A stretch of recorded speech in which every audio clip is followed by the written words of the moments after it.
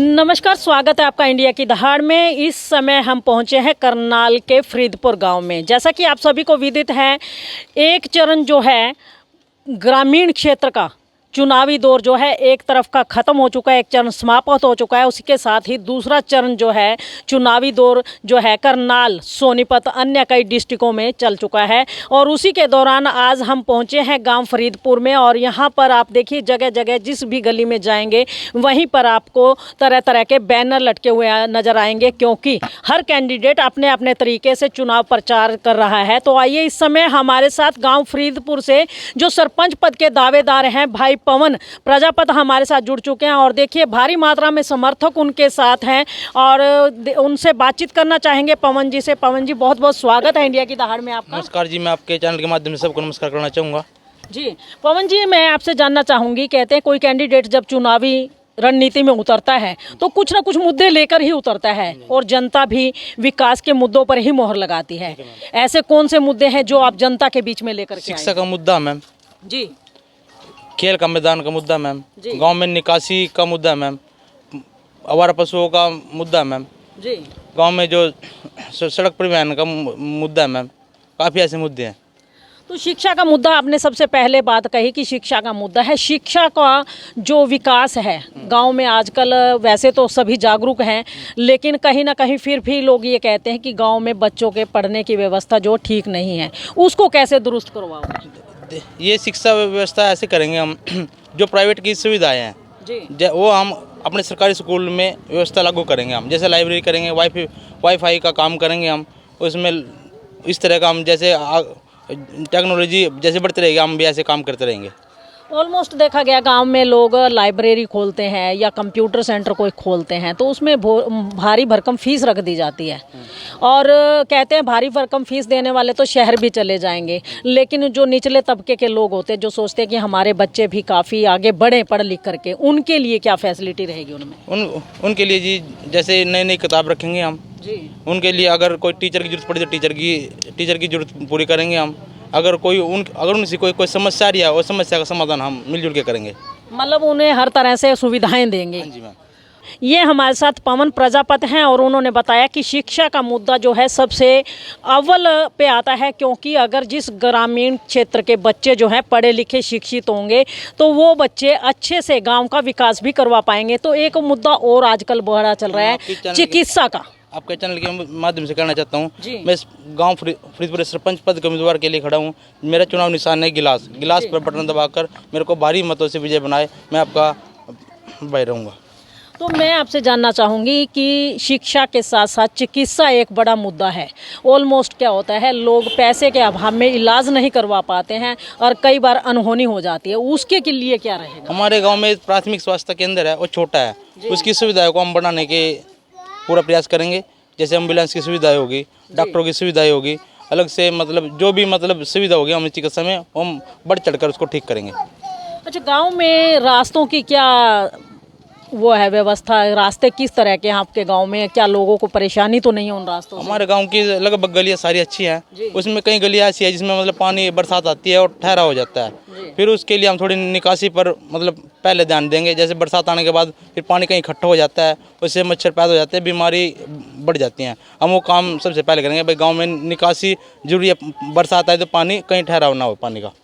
तो देखिए, ये गांव फरीदपुर से सरपंच पद के दावेदार हैं पवन प्रजापत, जिनका चुनाव चिन्ह है कांच का गिलास, और उन्होंने जनता से अपील भी की है इंडिया की दहाड़ के माध्यम से। जी, कैसा हो हमारा सरपंच, कैसा हो पवन भाई जैसा हो हमारा सरपंच, कैसा हो पवन भाई जैसा हो हमारा सरपंच, कैसा हो पवन भाई जैसा हो।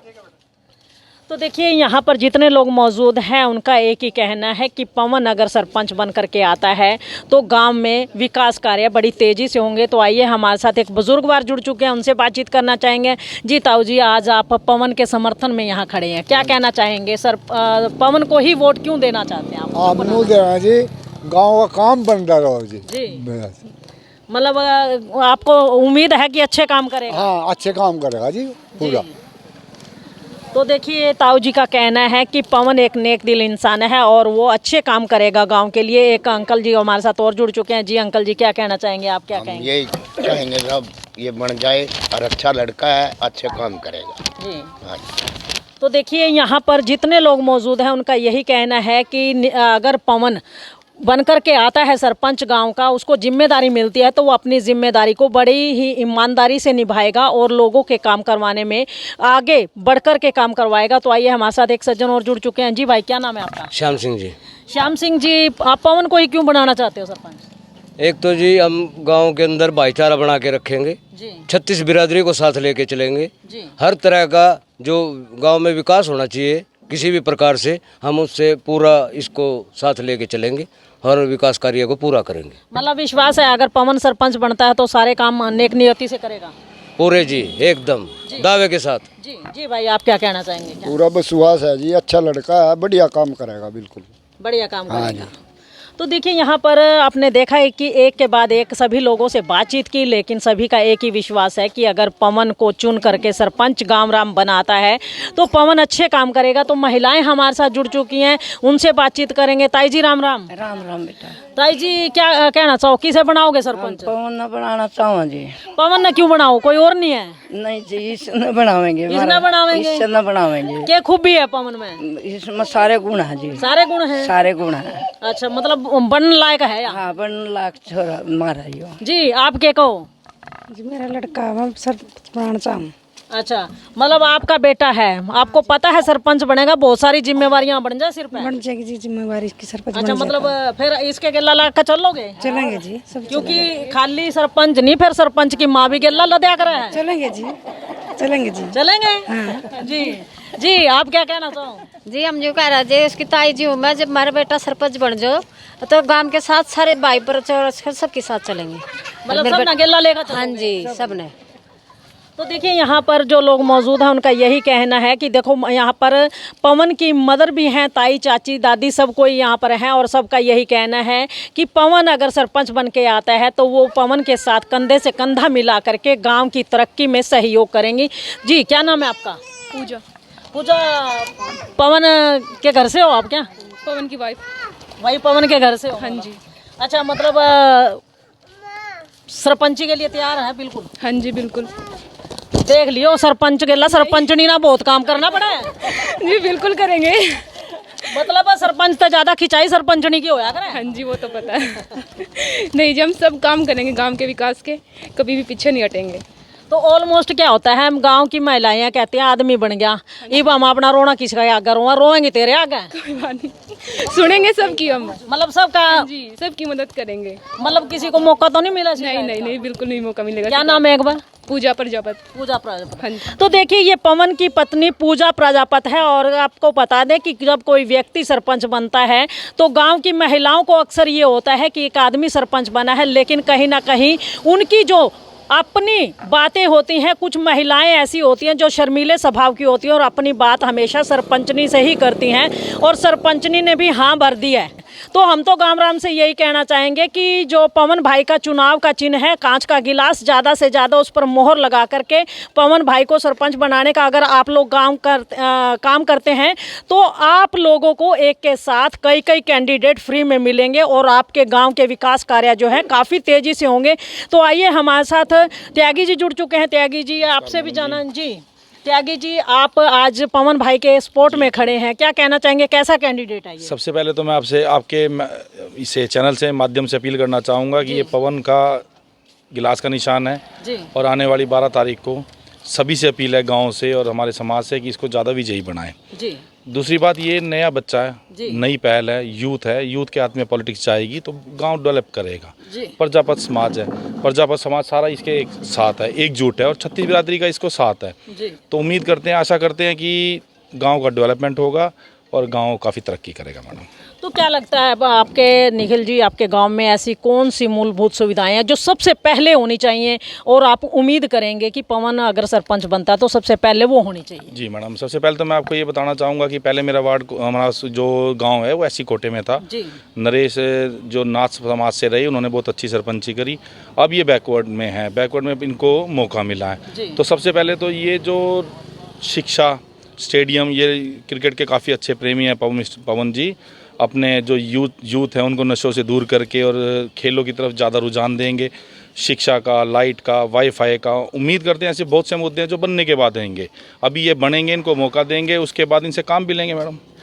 अच्छा, ऑलमोस्ट आज जो है कहते हैं कि जितना आबादी ज़्यादा बढ़ती जा रही है, कहीं ना कहीं क्राइम बढ़ता जा रहा है, उस पर रोकथाम के लिए क्या किया जाए? देखो, हमारे गांव में इतना क्राइम नहीं है मैडम, थोड़ा बोड़ा तो हर जगह हो जाता है। जैसे अब सर्दियां आएंगी, पशुधन की चोरी वगैरह वगैरह चोरी है वो स्ट्रीट लाइट से और CCTV कैमरे से काफ़ी दूर हो जाएगी। तो उम्मीद करेंगे पवन जी से, जैसे नई पंचायत बन के आएगी, यूथ की पंचायत बनेगी, तो ये अपने स्ट्रीट लाइट और CCTV कैमरे लगाएंगे तो उससे काफ़ी रोकथाम होगी। क्राइम, ऐसा कोई क्राइम हमारे गाँव में नहीं मैडम। तो देखिए, ये निखिल त्यागी जी हमारे साथ है, जिनका कहना है कि पहले SC कोटे में सीट थी तो सरपंच SC से था। उन्होंने काफ़ी अच्छे काम किए हैं, विकास कार्य काफ़ी काम में करवाए हैं। अब BC में आया है तो पवन जो है बैकवर्ड से आते हैं, तो उन्होंने अपना नामांकन फार्म भरा है गांव फरीदपुर से सरपंच पद के लिए, और उनका चुनाव चिन्ह जो है कांच का गिलास है।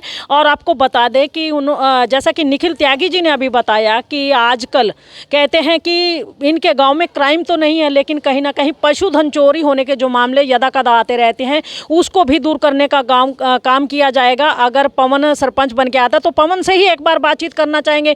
पवन जी, जैसा कि अभी निखिल जी ने कहा कि पशुधन चोरी यदा कदा हो जाता है, और उसके लिए सबसे पहले होता है कि चांदना होना जरूरी है, रात के अंधेरे में ही ये काम होते हैं। तो कैसे रोकथाम करेंगे? उसके लिए हम स्ट्रीट लाइट लगाएंगे, CCTV कैमरे लगाएंगे, और गाँव में भी मतलब पैर भी निकलवा देंगे मैम। मतलब सबसे पहले काम यही किया? हाँ जी मैम। मैं आपके चैनल के माध्यम से कहना चाहूँगा, मेरे चुनाव निशान गिलास है। 12 तारीख को आने वाली को बटन दबाकर भारी मतों से विजय बनाए। तो देखिए, ये पवन प्रजापत हमारे साथ जिन्होंने ये कहा है कि जैसा निखिल त्यागी जी ने भी यहाँ पर कहा कि गांव में CCTV कैमरे और स्ट्रीट लाइटों का जो है विशेष प्रबंध करवाया जाएगा। और पवन भाई ने भी एक हामी भरी है, उन्होंने कहा है कि अगर जनता ने उनके चुनाव चिन्ह कांच के गिलास पर मोहर लगा करके उन्हें विजयी बनाया, उन्हें सरपंच की सरदारी सौंपी, तो वो गांव में सबसे पहले काम यही करवाना चाहेंगे, क्योंकि गांव की सुरक्षा में ही अपनी सुरक्षा है। तो आइए, यहाँ पर जितने भी लोग मौजूद थे सबका एक ही दावा है कि पवन प्रजापति ही एकमात्र ऐसा कैंडिडेट है, अगर उसके हाथ में गांव की सरपंची की बागडोर आती है तो वो गांव में इतने विकास कार्य करवा देंगे कि गांव वालों को पलट करके देखने की ज़रूरत नहीं पड़ेगी। तो ये सारी की सारी लाइव तस्वीरें इंडिया की दहाड़ के माध्यम से आपको दिखाई जा रही है। इस खबर को ज़्यादा से ज़्यादा शेयर करें, लाइक करें, चैनल को फॉलो अवश्य करें। इंडिया की दहाड़ के लिए गाँव फरीदपुर से रमा देवी, जय हिंद, जय भारत।